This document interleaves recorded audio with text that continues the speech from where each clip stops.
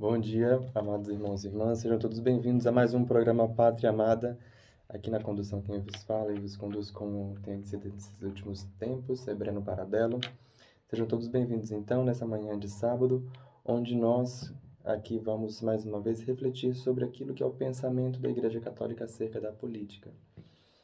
Vamos tratar desse tema que é um tanto quanto delicado, mas aqui a gente não aborda as questões que são polêmicas, o que eu não é este intuito quando a gente está, inclusive, margeando as polêmicas que despertam em nós as nossas paixões para um lado ou para o outro da política. A gente beira esta linha bem tênue e esta linha acirrada, digamos assim, a gente retorna então para aquilo que é o aspecto mais teorético, mais doutrinal do pensamento da Igreja Católica acerca dessas regras, dessas linhas que devem então permear a conduta daquilo que é o agente político, né? O chamado agente político.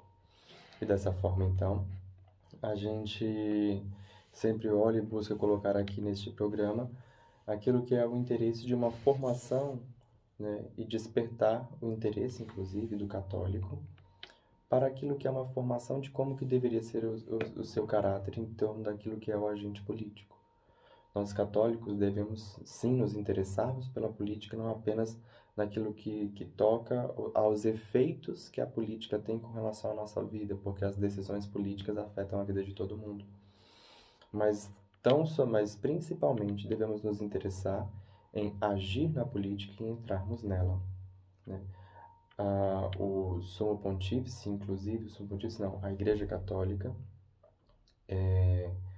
ela deixa esse limite muito claro quando ela estabelece que não é função do clérigo, ou seja, não é função dos sacerdotes, né, estarem dentro da política.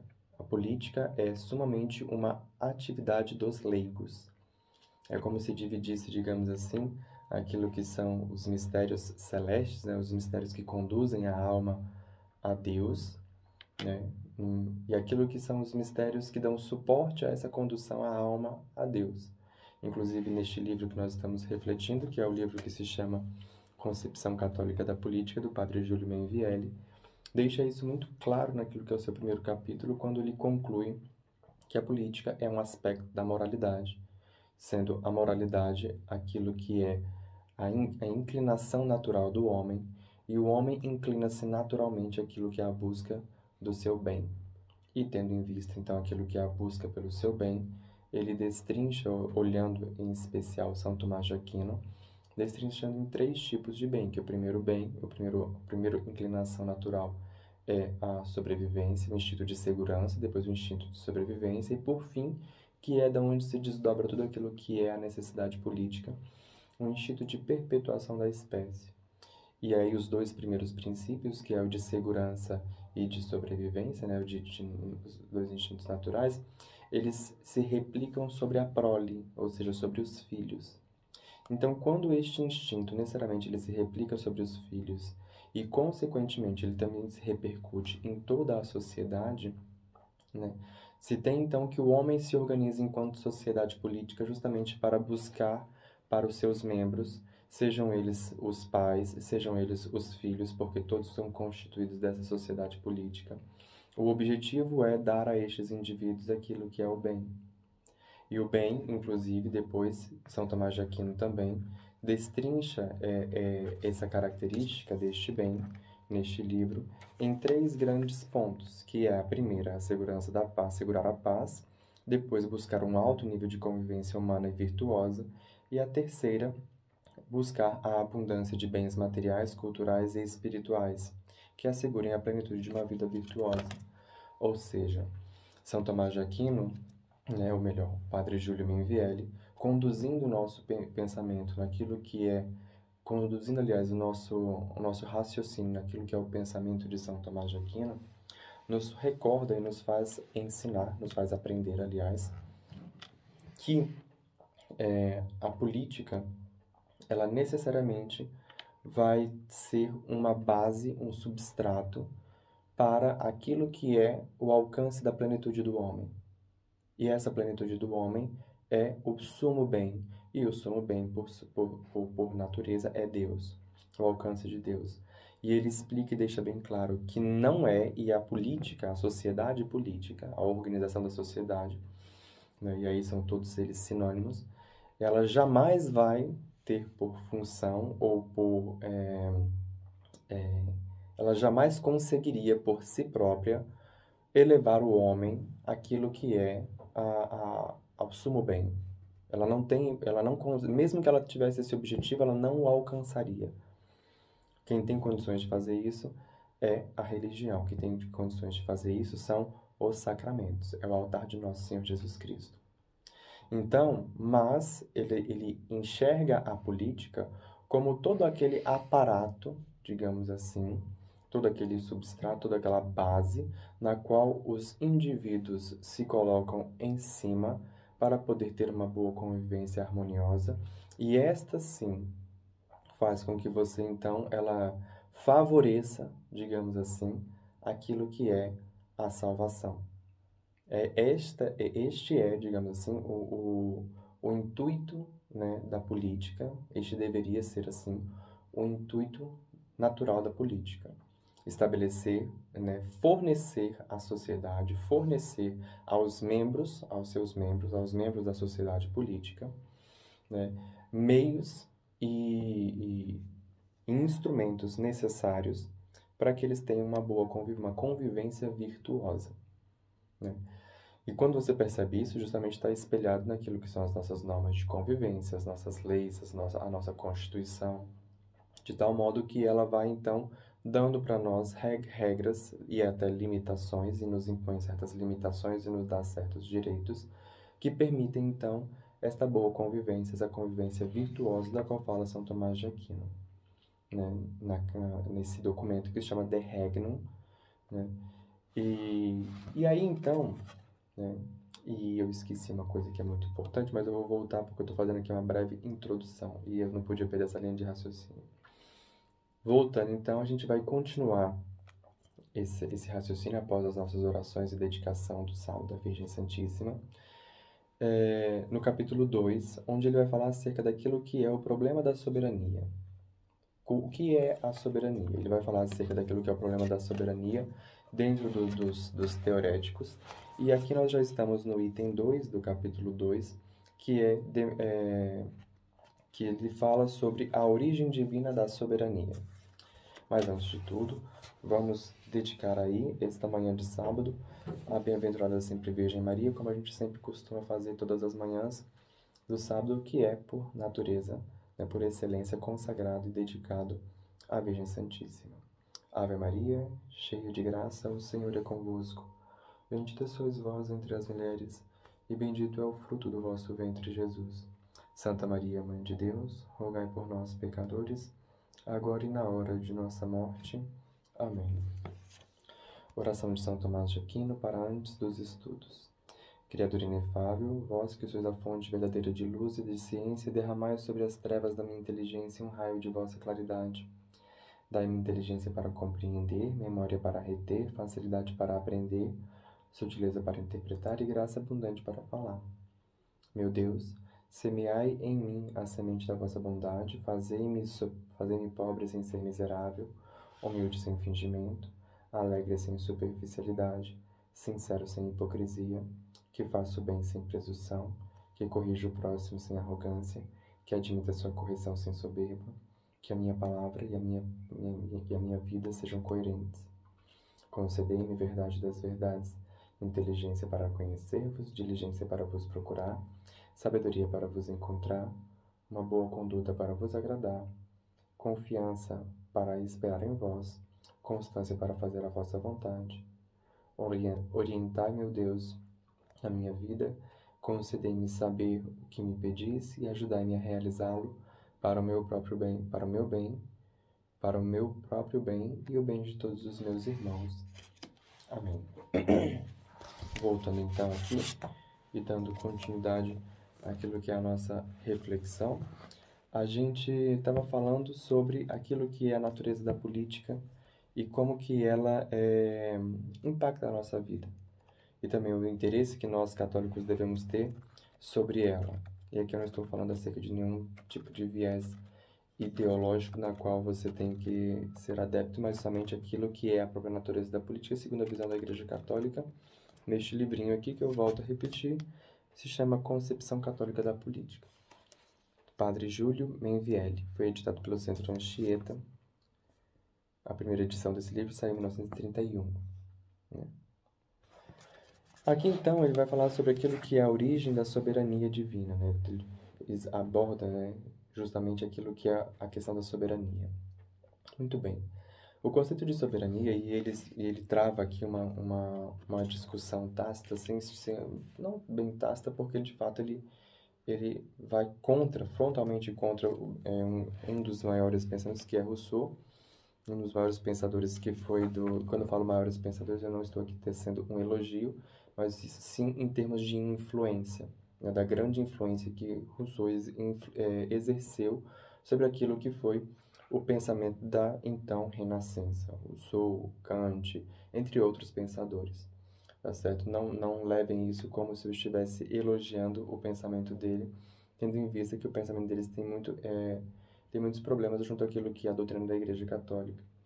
Problemas esses, inclusive, que façam que as pessoas, ao lerem esse tipo de livro, tenham dois tipos de raciocínio necessariamente. Ou você vai apoiá-lo, e aí necessariamente você estaria indo contra aquilo que são os princípios da Igreja, tendo em vista que Rousseau ele tem em si, né, um pensamento ateu, e teria que sê-lo, né? Não que eu não estou aqui defendendo o ateísmo dele, mas por que eu digo que ele teria que sê-lo? Porque para ele chegar às conclusões que ele chegou, ele teria necessariamente que fazer um rompimento com o pensamento vigente à época dele. E qual era o pensamento vigente à época dele? O pensamento vigente era que a soberania, né, o senhor soberano, ou o rei, né, na qual ele se referia ali, que era o monarca, né, todo o poder que vinha do rei vinha necessariamente de uma outorga divina. E que quando ele então rompe com... Isso é interessante, né? Porque encontrar o meio termo é muito complicado, encontrar o equilíbrio é muito complicado. Porque foi preciso para ele e para esses pensadores romperem totalmente com a religião para poder esboçarem algum tipo de coisa. E quando eles rompem, então, com aquilo que é o pensamento teocentrista, digamos assim, que coloca, então, Deus no centro de tudo, e essa é, inclusive, a grande preocupação de todos os sumos pontífices, do Padre Júlio Menvielli, inclusive, quando ele escreve este livro, acerca da preocupação com estes pensamentos, da qual eles chamam de erros da modernidade. Papa Pio X, inclusive, se eu não estiver enganado, ele escreve uma carta especificamente, listando, inclusive, 80 e poucos erros acerca daquilo que é o pensamento da modernidade. Porque todo este pensamento da modernidade, que depois resulta, vem Kant, vem Marx, vem outros pensadores que vão, digamos assim, fazendo uma avalanche, né? O próprio pensamento liberal, tanto quanto à esquerda quanto à direita, eles foram literalmente assim, como uma bola de neve que se desdobra em duas e continua descendo morro abaixo, crescendo essa avalanche, né, de erros que se somam uns aos outros, né, por causa apenas de um errinho lá no passado. Esse foi sempre eu chamo isso de os ops da história. Ops, deu um pequeno erro aqui, mas lá na frente isso vai representar uma, uma consequência muito desastrosa. E então, a preocupação dos sumos pontífices, quando eles escrevem os documentos, falando sobre, inclusive, a questão da autoridade, e defendendo o retorno da autoridade, a visão da autoridade como sendo sumamente uma autoridade que vem de Deus, e de fato vem de Deus, é a preocupação com eles quando estes pensadores rompem com o pensamento teocentrista e criam então um pensamento antropocentrista, ou seja, um pensamento do homem como centro do universo. Não, olhar o universo, ou seja, ter uma cosmovisão, né, para ser mais específico. Eu creio, inclusive, que as pessoas que ouvem esse programa já não estão tão arredias a essa palavra, porque eu já expliquei algumas outras vezes, mas não me custa explicar mais uma. Cosmovisão é nada mais, nada menos, de forma resumida e bem simplificada, do que a forma com que você enxerga a relação entre os entes do existentes, digamos assim. Eu não vou dizer entre os entes do universo, porque você imaginaria os entes do universo criado, né? Porque existem entes que não fazem parte do universo criado. Deus não faz, não é um ente que engloba o universo criado, mas os anjos, por exemplo, não fazem parte do universo material como os físicos assim o denominam, tá? Então não estou aqui usando o universo desse sentido, mas quando eu estou falando de cosmo, eu estou falando de todo o universo, dos astros, da Terra, das plantas, dos rios, das forças, das manifestações de forças sutis, dos anjos, dos demônios, de Deus, da Virgem Santíssima, de Nosso Senhor Jesus Cristo, de você, do seu pai, da sua mãe, do que é pecado, do que não é pecado, de como isso se organiza, de como isso é organizado. Então, isso é o que se chama de cosmovisão, né? Então, quando você muda essa cosmovisão de que Deus, né, a visão teocentrista, que Deus é o centro universal da qual tudo emana, né, da qual você tem que partir toda a observação do universo parte a partir daquilo que é a observação de Deus. Quando você chega no Renascimento, você tem então um rompimento com o teocentrismo, né? Por parte não da igreja, por óbvio, mas por parte destes pensadores que se rebelam contra aquilo, contra a religião, contra tudo aquilo que se denomina Deus, partindo muito mais, inclusive, da França, coisa que nós, inclusive, chegamos a nos debruçar um pouquinho, mas não aprofundamos, porque eu acho que é preciso estudar mais sobre isso, para depois trazer esse tema aqui para ser discutido, do porquê que na França surgiu essa grande aversão, digamos assim, aquilo que é a religiosidade. E aí, então, você tem ali esse fenômeno dessa alteração. Então, você não vai olhar mais o mundo a partir daquilo que é uma visão teocêntrica, mas você vai olhar o mundo a partir daquilo que é uma visão antropocêntrica, ou seja, o homem, de antropologia, né? Ou seja, estudo da humanidade, estudo do homem. Vai ser, então, o princípio, né, da qual nós vamos ler toda a sociedade, nós vamos ler tudo aquilo que é a cosmovisão. Surge, então, uma preocupação dos sumos pontífices, da Santa Igreja, dos cardeais, enfim, do clero, de que essa visão necessariamente faria com que o homem se distanciasse de Deus e que esse ateísmo levaria ao surgimento, inclusive, uma das consequências políticas, de regimes autoritários, como de fato aconteceu. Se você pegar, por exemplo, a Alemanha nazista, se você pegar a Itália de Mussolini, se você pegar aquilo que foi a China de Mao Tse-tung, se você pegar aquilo que foi o, o regime da União Soviética, foram regimes que se erigiram em cima daquilo que eram, né, o pensamento ateísta. Porque quando você coloca o homem meramente como sendo um ser, né, a análise da sociedade apenas a partir do homem, e você depois reduz o homem necessariamente àquilo que são os seus efeitos, ou seja, o homem é valorizado por aquilo que ele produz, ele passa a ser uma mera engrenagem de uma máquina de produção, né? Inclusive, é justamente essa que foi uma das questões da causa operária. Só que a partir do momento que o homem ele perde o sentido de sua atividade produtiva, ele também perde o sentido para aquilo que é o emprego em sua sociedade, então ele se torna descartável.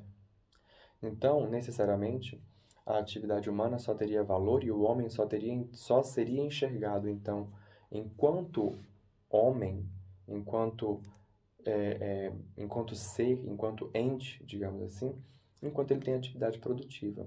Isso é, se a gente colocar a grosso modo aí, inclusive, né, destituindo, já que a gente está falando de um exagero dessa parte, destituindo então o ser humano daquilo que é totalmente sua condição de dignidade, a partir do momento que uma criança consegue executar algumas atividades braçais para poder fazer algum tipo de trabalho, até o momento que este indivíduo não consegue mais executar nenhum tipo de atividade.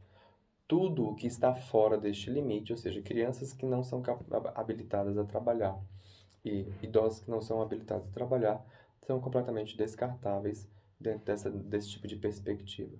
E é justamente neste sentido e com esse tipo de visão que você tem, então, aquilo que é a sutileza que hoje se manifesta em torno daquilo que é o aborto e também em torno daquilo que é a eutanásia.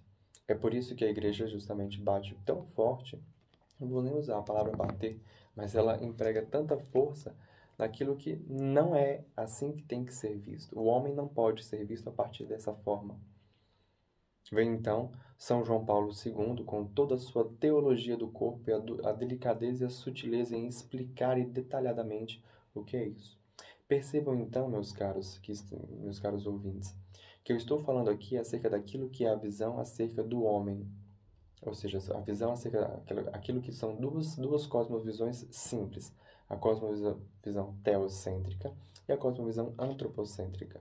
E que naquela época, inclusive, que surgiu o rompimento da visão teocêntrica para o surgimento da visão antropocêntrica, se deu justamente, acredito eu, que por desvios e má condutas daqueles que conduziam a primazia daquilo que é a visão teocêntrica.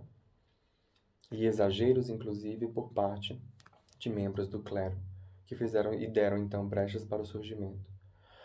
Voltando então, percebam que quando a gente está falando acerca daquilo que é aborto e acerca daquilo que é eutanásia, o que é a eutanásia? A eutanásia, a grosso modo, é a eliminação de pessoas que não têm mais serventia para a sociedade após a sua idade adulta. A pessoa chegou com uma certa idade adulta, ela não tem mais serventia, então, hoje, por exemplo, discute-se a eliminação dessas pessoas, e vamos falar os termos que devem ser utilizados de fato, busca-se a eliminação apenas das pessoas que, além de não servirem mais para a força laboral, também estão gerando algum tipo de incômodo para outras pessoas.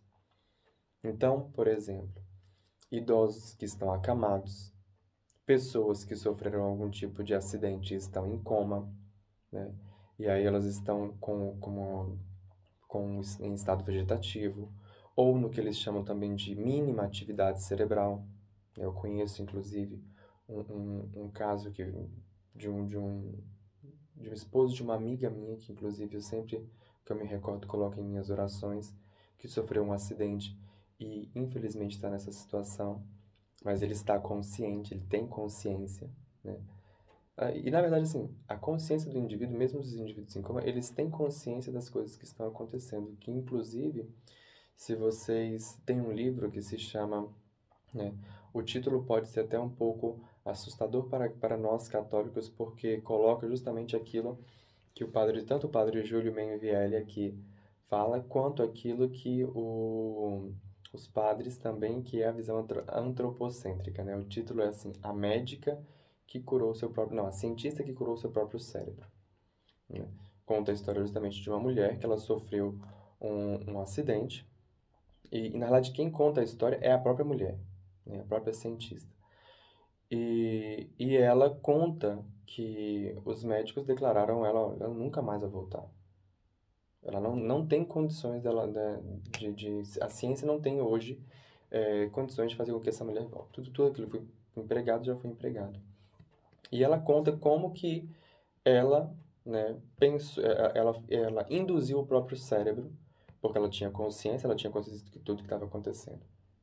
E hoje anda perfeitamente, dá palestras, inclusive, e escreveu, inclusive, esse livro depois deste acidente, né? Porque aquilo que é a consciência humana, que é um desdobramento daquilo que é a consciência do próprio Deus. O próprio Cristo, inclusive, disse isso, né? Que Deus habita em nós, o Espírito Santo de Deus habita em nós, né? E a nossa consciência é aquilo que há de mais íntimo, né, do nosso ser. São Tomás de Aquino vai dizer isso, inclusive, o mais íntimo do meu íntimo. Mor interiores intimus meus. Acho que é isso a expressão em latim. Mor interiors intimus meus. O mais íntimo, mais interior do meu íntimo. E este mais interior do meu íntimo, que é a parte que conversa com Deus. Quando você está em oração, inclusive, e que você está que você se coloca em contato com Deus, nesse diálogo, nessa oração, é essa parte que está conversando com Deus. é essa parte é interessante falar parte porque parece que é uma localização física. Não, isso não é é uma localização não física. Por incrível que pareça, né? E a gente está num programa aqui que eu abri o programa para falarmos de política. Olha só para você ver como que uma simples alteração da cosmovisão afeta necessariamente aquilo que toda uma sociedade tem como concepções de valores acerca daquilo que tem que ser preservado e daquilo que não tem que ser preservado e às vezes até daquilo que tem que ser destruído. Então, quando nós estamos falando aqui acerca, por exemplo, da eutanásia e também acerca daquilo que é o aborto ele tem inclusive duas consequências, né?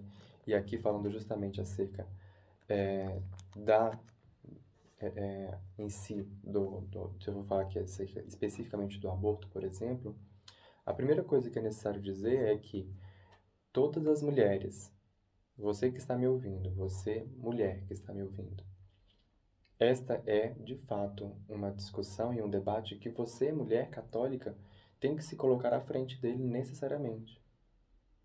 E você tem que ser a primeira a dar testemunho disso e dizer o quanto que é bom ser mãe, o quanto que é bom ser frutuosa, o quanto que é bom dar à luz aos filhos. Quando você olha, inclusive, é muito interessante isso.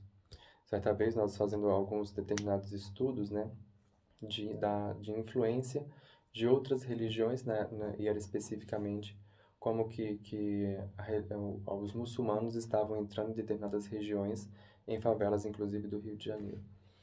E uma das formas, era justamente uma das formas que se tinham, né, as mulheres muçulmanas em contato com outras mulheres, e elas faziam propaganda mesmo, não da religião. Propaganda de religião não se faz da religião, entendam isso. Estava, inclusive, antes de começar o programa, eu sempre passo na capela, eu estava refletindo um pouco sobre isso, né, de que o político, ele não tem que falar... Maldito seja do político que usa da religião para conseguir algum tipo de coisa. Eu vou repetir. Maldito seja o político católico que usa da religião para conseguir algum tipo de coisa. Por que eu estou dizendo isso? Porque isso é muito sério. A religião, ela não tem que estar...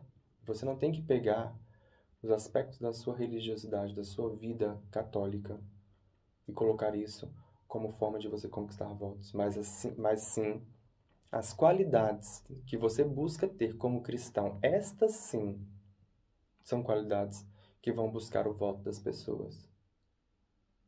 Estas sim.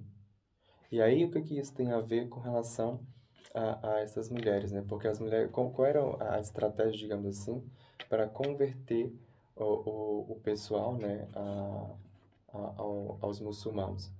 As mulheres muçulmanas, muito bem vestidas, e de fato elas se vestem muito bem, não somente se vestem muito bem, como elas também, elas se maqueiam muito bem, né? Mesmo que você fale assim, ela tá com burca, ela tá com um pano na cabeça, não dá pra ver absolutamente nada, mas a beleza, né? E isso inclusive quando você estuda teologia do corpo, você percebe isso, literalmente.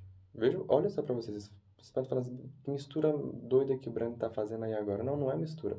Olha só para você ver, eu comecei dizendo acerca daquilo que é a política, comecei dizendo acerca que a política busca o bem, que a política e que este bem que necessariamente é a boa convivência, uma convivência virtuosa entre as pessoas, e agora estou falando acerca das vestimentas, porque as vestimentas também demonstram aquilo que é a conduta das pessoas para bem viver. Eu estou falando que a política tem que criar leis de como as pessoas têm que se vestir?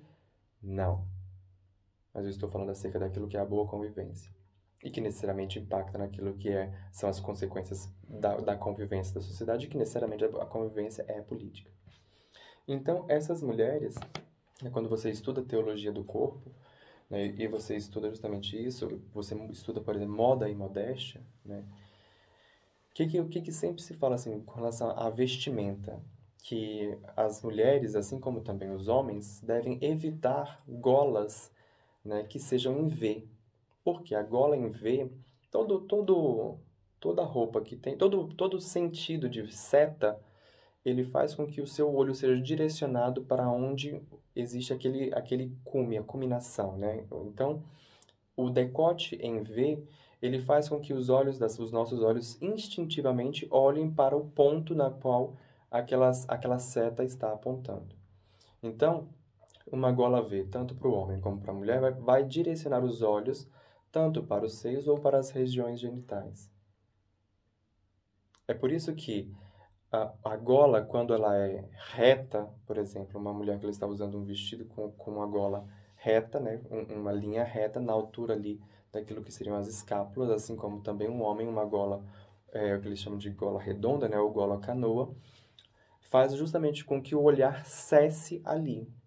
O seu olhar não vai descer. É como se aquela linha daquela gola reta ou arredondada fosse um limite como se barrasse. Porque é justamente isso. Quando você olha um quadrado, quando você olha uma linha reta, o seu olho necessariamente tende a parar ali, como se aquilo ali, ele demonstra para você que aquilo ali é um limite. E você para, o seu olho instintivamente para. Da mesma forma, quando você então... aí o que acontece? Aqueles que buscam a vivência da modéstia, e por exemplo, por que que você às vezes, e isso é muito interessante até mencionar, nesse momento em que todo mundo está usando máscara, né? Porque as pessoas elas ganham um certo mistério. E por que que elas ganham um certo mistério? Porque você tem que olhar no olho da pessoa. Você não olha na boca dela, você não olha no nariz, você não olha. Não, você olha nos olhos.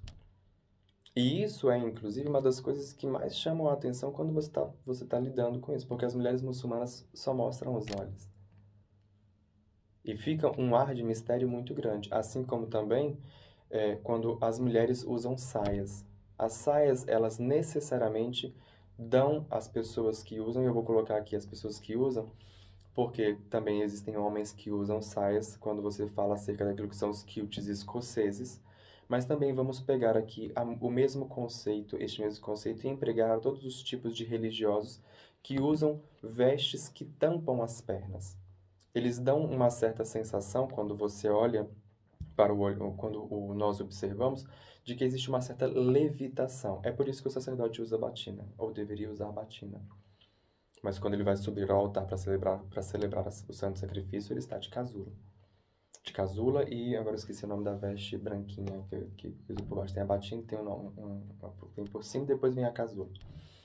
Por quê? Porque aquilo ali dá a sensação de... Primeiro, dá a primeira sensação. O padre não está vestido, ele não está usando uma roupa comum. Por quê? Porque aquilo que ele está fazendo ali não é comum. É essa a primeira coisa que a sua mente pensa quando você olha um sacerdote com as vestes de celebração. Aquele homem não vai fazer uma coisa comum. Você pode até achar, se você fosse de uma outra cultura, sei lá, se eu fosse um marciano que você acabou de pousar aqui, você vai bater o olho e esse homem é um pouco esquisito, né? Ou se você fosse de uma outra cultura, esse homem é um palhaço, sei lá, mas você não vai dizer que aquele homem vai fazer, está ali, digamos assim, para fazer o que todas as outras pessoas estão fazendo. Ele não vai para um escritório com aquelas vestes. Então vai acontecer alguma coisa. Tanto é isso que os registros, né, da primeira missa que aconteceu no Brasil, que é assim que as caravelas desembarcaram, e que aconteceu a primeira missa, né, aquele quadro, inclusive, que é um quadro famoso, né, realizando aquela missa, que é a missa no rito extraordinário, missa no rito latino, naquela época, 1500. Quando você bate o olho ali, e os registros, inclusive, falaram que os índios, eles depois relataram, porque com o gesto, né, eles falaram assim, olha, os índios não entendiam o que estava acontecendo ali, mas eles sabiam que era alguma coisa entre o céu e a terra. Eles olhavam o que estava acontecendo e eles sabiam que estava acontecendo alguma coisa entre o céu e a terra. O que aqueles homens estavam fazendo. Então, a saia, ela tem este poder, digamos assim, essa característica, essa nota essencial, né, de que quando ela recobre as pernas, ela dá um certo mistério para a pessoa. E este mistério dá poder para ela poder, porque todo poder necessariamente é misterioso. Por isso que se fala, inclusive, que Deus é mistério. O mistério da Santíssima Trindade. E quando se revela, então revela-se aquilo que é o poder divino. Todo poder, ele em si é misterioso. E todo mistério em si tem poder. Os mistérios gozosos, os mistérios do Santo Terço, quando você está lendo aquilo ali, né? É justamente aquilo que é o, o exercício do poder, daquilo que é o exercício do poder divino. E aí, então, tudo aquilo que é a sua vestimenta, né, quando você fala de modo e modéstia, faz com que você leve o seu olhar para os olhos da pessoa. Porque os olhos são a janela da alma. Converse com uma pessoa olhando nos olhos, para você ver que é diferente. Em especial porque a partir do olho você consegue resgatar, inclusive, casamentos. É isso, o Dr. Ítalo, ele fala, eu vi uma vez a live do Dr. Ítalo falando isso, o Dr. Ítalo Marcilli falando assim, que é a partir do olhar que você resgata o outro. Né, da presença. O que se chama de presença? Você, de fato, está conversando com alguém, mas presente, mesmo que seja um único minuto. Porque quantas e quantas vezes você está conversando com uma pessoa, não com aquilo que ela está te falando, você, de fato, estar presente no seu casamento. Não somente de cor, mas você está ali. Você está olhando no olho da sua esposa, olhando no olho do seu marido, olhando no olho do seu filho. Isso pode tirar seu filho das drogas.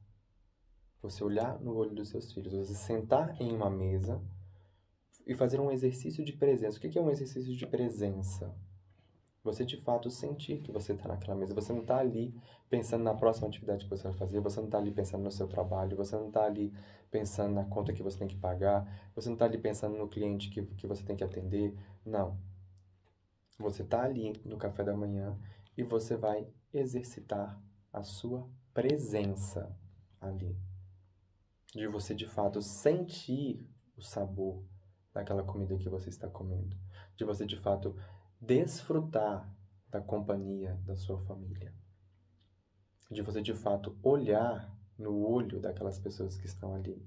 E de você, de fato, dar o seu ouvido a ouvir o que aquelas pessoas têm a dizer. São seus filhos, é sua esposa, é seu esposo. E somente isso. Ah, Breno, mas eu também preciso que alguém, por enquanto, você que está escutando. É você que está escutando. E coloque em Deus, nosso Senhor. E tudo isso que eu estava falando a partir daquilo que é a estratégia, né, da conversão das mulheres. E por que eu estou falando disso? Eu estou falando...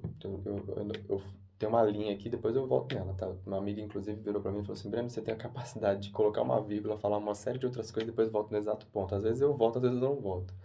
Mas nesse caso eu sei onde é que eu estava. Então, as mulheres muçulmanas, elas têm associações, então elas ensinam outras atividades para as mulheres lá na favela do Rio de Janeiro. Só que, além disso, elas conversam com essas outras mulheres e elas falam o quanto que é maravilhoso, ou maravilhosa, na realidade, a vida delas enquanto esposa dos muçulmanos, porque os maridos delas tratam elas muito bem, que não sei o que tem, né? E de fato, se você for olhar, né, as obrigações do esposo, né, as obrigações que o Alcorão impõe, digamos assim, ao marido, é dar às mulheres muçulmanas uma vida de absolutamente luxo. Luxo no sentido assim, dar tudo o que for possível, né, suprir tudo o que for possível. Quando se trata, inclusive, da lei do Alcorão, é tudo muito bonito, que eu não vou tecer nenhuma crítica porque eu não tenho conhecimento em profundidade. E justamente encantadas por esse tipo de coisa que se convertem. Então, e aí eu faço justamente assim, percebam que elas não estão ali pregando aquilo que Maomé falou, pregando aquilo que outra pessoa... Não, elas estão falando simplesmente de quanto que a vida delas é maravilhosa. E eu pergunto para você, cristão, você católico, né? Você fala o quanto que a sua vida é maravilhosa para as pessoas porque você é católico, porque você é cristão? Porque lá elas não vão dizer assim, ah, mal, não, a minha vida é simplesmente maravilhosa. E aí eu pergunto pra você, né, isso é interessante, quando você pega, por exemplo, o Instagram da Sâmia, que é a esposa do Ítalo, você pode até dizer assim, ah, mas o Ítalo hoje é milionário. De fato, o Ítalo hoje é milionário, graças a Deus que ele fica cada vez mais rico. Né? Porque a gente tem que admirar as pessoas que ganham dinheiro, porque se você tem inveja das pessoas que têm dinheiro, você nunca vai chegar lá, porque se você quer destruir ela, um dia você está querendo destruir aquilo que você quer se tornar, então você nunca se torna aquilo que você quer que você quer destruir. Entendeu a lógica? Se você tem inveja e se você acha ruim que as pessoas tenham dinheiro, que as pessoas sejam ricas, né? Eu estou falando aqui de uma riqueza justa, eu estou falando aqui de uma riqueza honesta, tá bom? Então, o seu cérebro vai dizer para você que você nunca pode ser rico, porque afinal de contas, aquilo ali é aquilo que você tanto odeia, e você nunca vai se tornar aquilo que você odeia. Então devemos abençoar sempre todas as pessoas. Então, para aqueles que não conhecem, Ítalo Marcilli, né, ficou famoso inclusive no Instagram aí. Não estou dizendo que eu concorde 100% com o que o Ítalo Marcilli fala, tá bom? Mas, em termos daquilo que eu estou me utilizando aqui, é justamente a vida do Ítalo Marcilli. Ítalo Marcilli, pra vocês terem ideia, ele tem, se eu não estiver enganado, são 6 filhos, está vindo o 7º agora, todos são meninos, né? E não que isso seja bom ou seja ruim, não estou colocando isso aqui em termos de qualidade. Inclusive, os seguidores dele estavam numa expectativa de que este fosse uma menina, porque todos eram meninos, e, né, fosse uma menina. E se ele tiver uma filha menina, eu vou dizer uma coisa, essa menina vai ser tratada como uma verdadeira princesa, porque vai ser, talvez seja a caçulinha, né? Mas enfim, voltando. Quando você pega então, né, vai lá no Instagram da Samia Marcilli, que é a esposa do Ítalo Marcilli, e veja se aquilo não é uma propaganda monstruosa e violenta acerca daquilo que é um estilo de vida. Que mulher não olha para aquilo ali e fala assim, cara, eu quero ter esse tipo de vida? E aí eu disse que eu ia voltar para o assunto da qual eu tinha partido e agora eu estou voltando para o assunto da qual eu tinha partido. Então, que mulher vai olhar para aquela ali, né, e que ela é de fato um verdadeiro testemunho contra o aborto? Ela tem 7 filhos. Ela é uma esposa felicíssima, uma mulher muito bonita, inclusive, né? Com um marido que a ama e deixa isso muito. Ele não precisa ficar dizendo o tempo todo que a ama, né? Eu participei de um curso com o Ítalo Marcilli e ele falou, acho que umas 2 ou 3 palavras acerca da Sâmia. E só pelas 2 ou 3 palavras que ele falou acerca dela, né? A senhora, minha senhora, né? Ele falou 3 vezes isso. Ali está a minha senhora. E é muito interessante porque ele usou o senhor naquilo que é português antigo, né? Porque de fato parecia que ela era a senhora no sentido de domínio, né? A minha senhora, aquela que me dá as ordens. E de fato, quando o amor ele é recíproco, é mais ou menos assim que acontece. Enfim, estou falando da particularidade que talvez nem sei se de fato é assim, mas foi assim que se percebe, assim que se transborda. Então, a gente fica muito falando acerca daquilo que tem que se criar leis, algumas pessoas inclusive têm o pensamento de que vamos criar leis para isso, leis para aquilo, leis para aquilo outro. Só que sempre tenham em consciência a seguinte coisa, quando você está tratando acerca da política, as leis, elas são a consolidação daquilo que é uma média comportamental, da média preponderante comportamental das pessoas, ou do sistema de crenças das pessoas, ou da cosmovisão daquelas pessoas. Se hoje, digamos assim, nós estamos discutindo coisas como aborto na sociedade, é porque isso deixou de ser um valor para essa sociedade. E a partir do momento em que isto se torna uma média preponderante da visão das pessoas dessa sociedade, isso necessariamente vira uma lei. Isso necessariamente se torna uma lei. E como é que faz então para que isso, assim, inclusive assim, a maioria das leis, gente, é coisa que inclusive esse livro aqui está falando, eu vou pegar o trecho na qual ele cita aqui o próprio São Tomás de Aquino. Eu vou fazer uma leitura breve, que é um trecho que ele está falando do livro A Suma contra os Gentios. Prestem atenção, que eu estou falando acerca daquilo que é a postulação de leis, que nós estávamos falando acerca daquilo que é o aborto e daquilo que é o exemplo, e que necessariamente essa questão do aborto tem que ser discutida e defendida.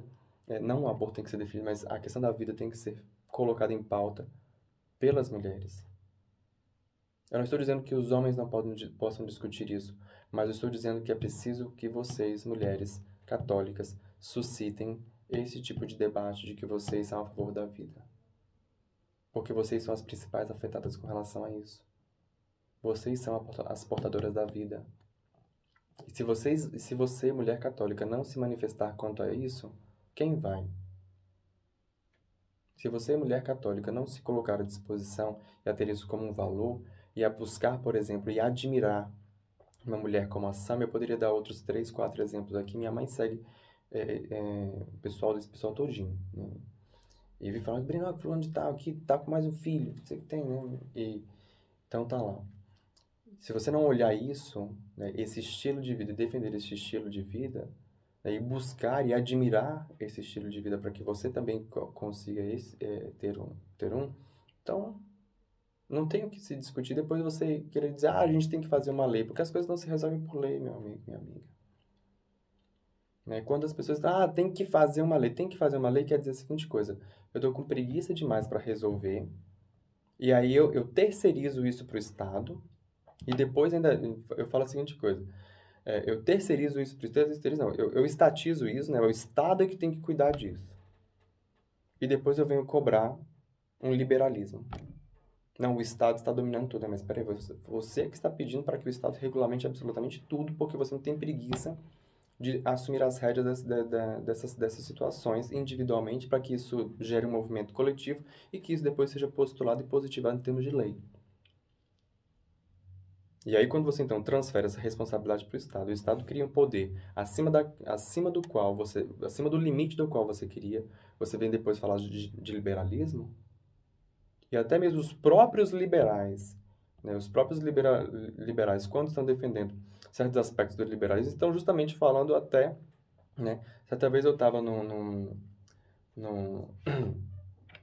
num encontro liberal, e aí eu subi era alguma coisa, eu não lembro qual era a discussão que nós estávamos tendo lá, e eu subi no palco para fazer algumas perguntas, e eu fiz uma pergunta que todo mundo começou, inclusive, a rir de mim. Eu perguntei para eles assim, quem aqui trabalha, levanta a mão, por favor. Eles levantaram, a maioria levantou a mão. Eu, ok. Quem aqui pertence a um sindicato, levanta a mão. Todo mundo levantou a mão, porque evidentemente, e aí começaram a rir de mim nesse momento, evidentemente, todo mundo que trabalha, por uma questão de lei, é obrigado a ser sindicalizado. Aí então eu fiz a pergunta que calou a boca de todo. Assim, naquele momento nós estávamos discutindo contribuição sindical, né, e essa obrigação sindical, etc.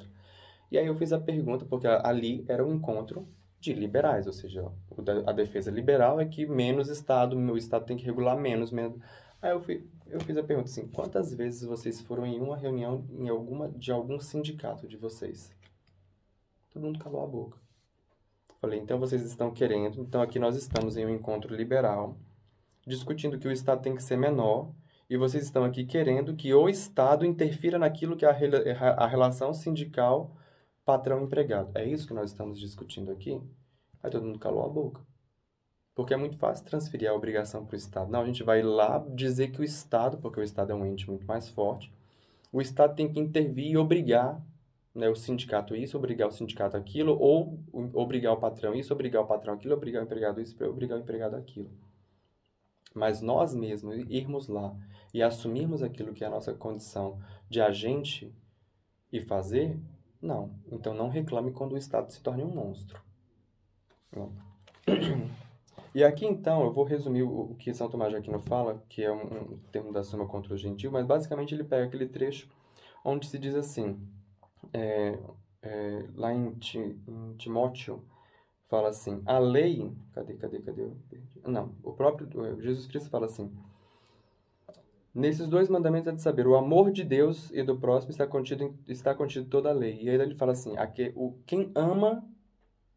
para quem ama não existe lei. O que isso quer dizer na verdade? Que quando as pessoas elas estão exercendo a lei, exercendo aquilo que é o amor, elas não precisam se preocupar com a lei.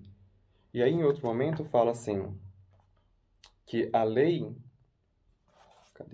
exterior não é necessária para aqueles senão para aqueles que por si mesmo não se inclinam para o bem.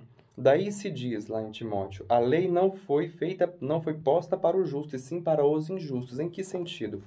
Porque aqueles que já têm as boas inclinações, eles já fazem isso naturalmente. Mas aqueles que não estão ainda adequados a essas boas inclinações, eles devem então a eles se impor a lei, porque por meio do medo daquilo que são as penalidades dessa legislação, eles então irão se ordenar diante daquilo que é o comportamento comum da sociedade. Por que eu estou dizendo isso? Porque se não existe um comportamento comum dessas pessoas que são os justos, que seja preponderante na sociedade, esta lei ela não vai existir.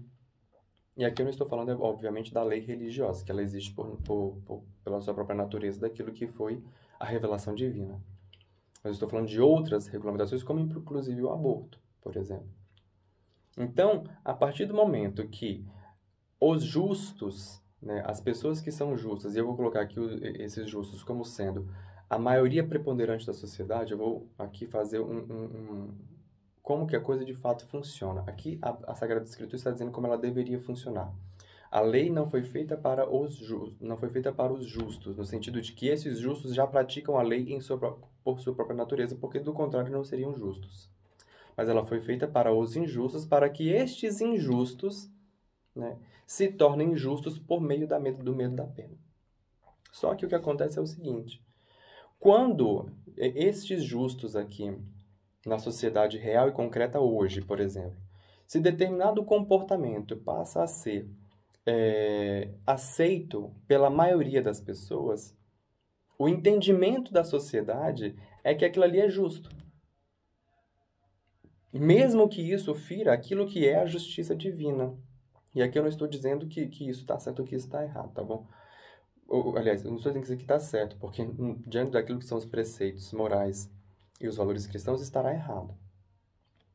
Então, quando você torna isto comum, isso se tornará automaticamente aquilo que é a norma em termos de legislação. Então, o que eu estou dizendo é, passemos a fazer da nossa vida católica, da nossa vida cristã, passemos a fazer dos nossos valores católicos aquilo que é a nossa vivência, porque é a nossa vivência que vai fazer com que isso se torne depois a regulamentação natural da própria sociedade.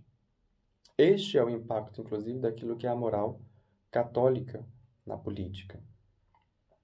E dessa forma, então, meus amados irmãos, eu ia ler o trechinho aqui da Suma contra os Gentios, mas eu acabei resumindo diretamente, mesmo porque a gente já está aqui se encaminhando para o final do programa. Dessa forma, a gente encerra este programa, que eu ia falar aqui acerca da origem divina da soberania, e eu acabei indo para outros aspectos, mas depois a gente volta neste ponto aqui, né, para falar acerca daquilo que é as questões da soberania. Assim, então, eu agradeço a vocês pela participação neste programa nesta manhã de sábado. Né? Desejo a todos uma ótima e excelente semana e que eu aguardo vocês no próximo sábado, às 10 horas da manhã, aqui em mais um Pátria Amada, comigo, Breno Paradela. Boa tarde, bom dia a todos.